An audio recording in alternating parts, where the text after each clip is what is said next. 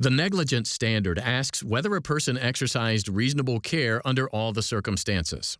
Under the sudden emergency doctrine, a person can avoid liability for negligence if, when faced with a sudden, unforeseeable emergency, the person behaved as a reasonable person would have if confronted with the same emergency.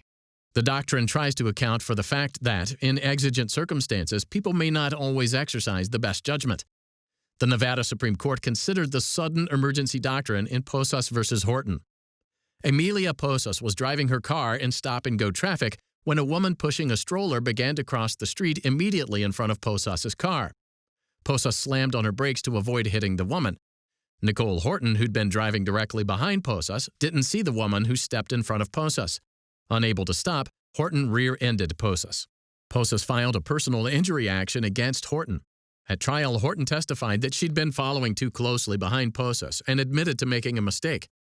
Over Posas's objection, the trial court gave the jury an instruction on the sudden emergency doctrine.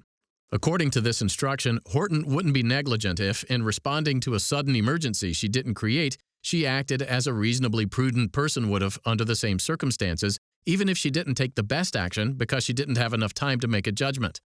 The jury returned a verdict in Horton's favor, and Posas appealed to the Nevada Supreme Court, arguing that the trial court erred in giving the sudden emergency instruction.